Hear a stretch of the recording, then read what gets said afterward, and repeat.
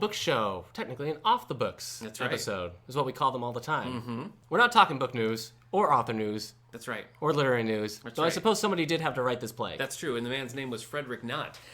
This weekend, as we record in the auditorium, we're going to be performing a production of Frederick Knott's play, Write Me a Murder.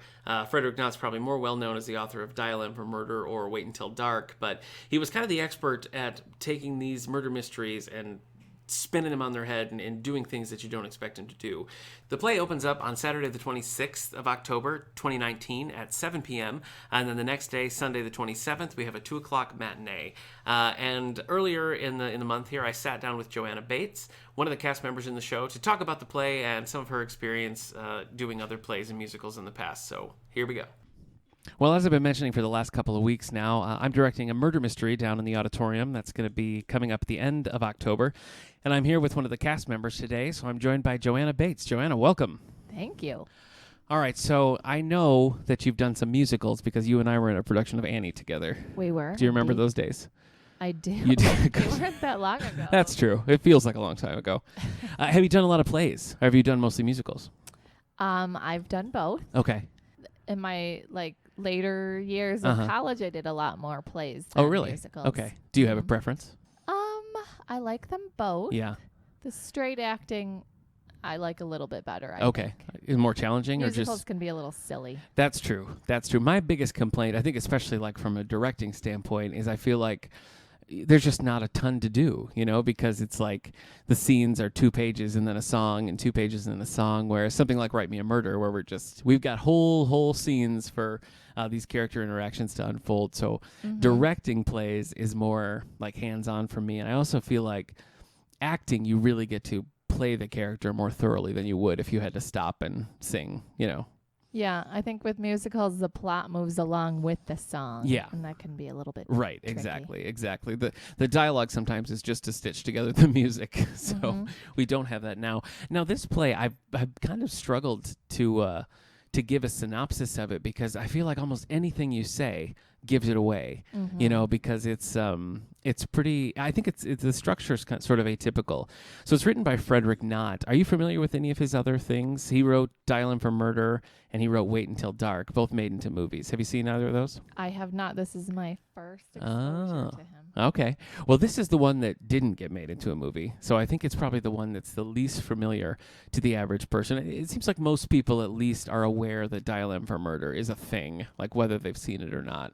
I think in a traditional murder mystery, you have kind of a standard formula, where you got good guy, bad guy, our murder happens, and then how do we go from there? Like, how does it unfold? But this show doesn't do that, does it? It doesn't. Has that been a challenge, like acting in it, to make all those connections work? Because it does kind of takes that formula and flips it a little bit. So does that make it more challenging to play your role? I think it makes it a little bit more fun. Oh, okay. Trying to trick the audience into believing that something is going to happen. Yeah, you're there's a lot of misdirection where you're pushing them in a specific direction and then like, oh, well, maybe that's not where we're going after all. I'll try to give a little bit of a synopsis here without giving too much away. So basically you have an old family estate that once the patriarch passes is kind of going on to the next generation. And there's a little bit of a disagreement about what's going to happen next between the two Rottingham brothers. And then you have Charlie and Julie Sturrock who come on wanting to buy this property, and you play Julie Sturrock. Yeah. So you're the leading lady of this play. Yeah. Can you tell us a little bit about the character without giving away anything? Sure. Julie is a person who is trying to be a writer, married to someone who sort of steamrolls her a bit. She gets introduced to a writer that she likes.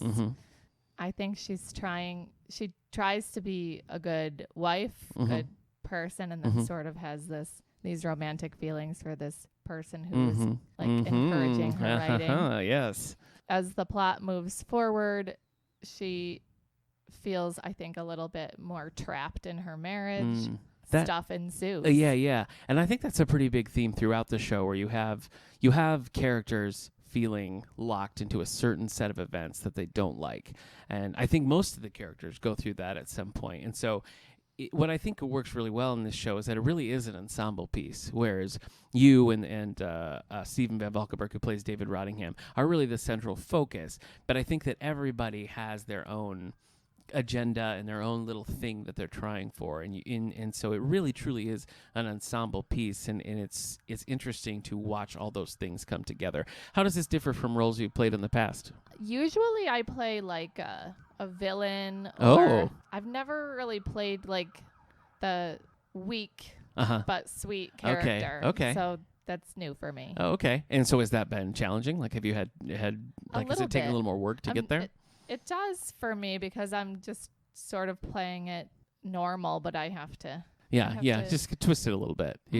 So you sort of are taking your normal like inclinations and just making them a little softer, a little bit more weak, and sometimes. Yeah, I think I'm stronger as a person than Julie. Maybe. Oh yeah, okay, all right. Well, sometimes that's hard. It's hard to play a character that has those kind of weaknesses, because it's maybe sort of runs against what you would naturally do. So when you're playing something like that's a big, like a character piece where you're playing a bigger than life kind of personality, sometimes that could be almost easier, because you have to go so far that like that's easier to kind of find and do than to do something a little bit more subtle. Correct. That's a slight tweak. The subtleties are okay. hard to find. What do you think the reaction is going to be to the show? I think initially the audience will be surprised by who gets murdered.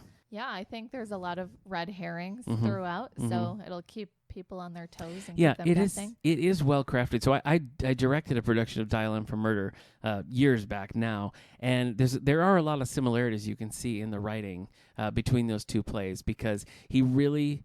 It's so layered, like there's so many lines in the script that as we've been going through it, we'll realize, oh, wait a minute, that dialogue from Act 1 is actually very important, even though it's kind of a throwaway in that scene. A lot of foreshadowing. Exactly, yeah. And so, like, because of that, I think it's been fun to work on, because we keep discovering, like, new little connections and things like, oh, man, we really have to, like, emphasize that, because they've got to remember that for later. And so because of that, it's been challenging in a fun way. All right, well, I think people are going to enjoy it.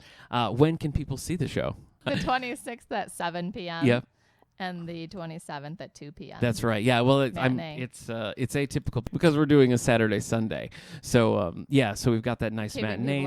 That's right. Get the matinee crowd in here, and this is all sponsored by the Friends of the Library. So they're paying for all of that, so it's free to the public. And so yeah, come on down, check out the show. You can see Joanna and the rest of the cast the last weekend of October. Joanna, thanks for joining us. Thank you. All right. I saw both of you and Annie. Did you? Yeah. You were reading the Marvel. No, Oh, come on now. No. All right.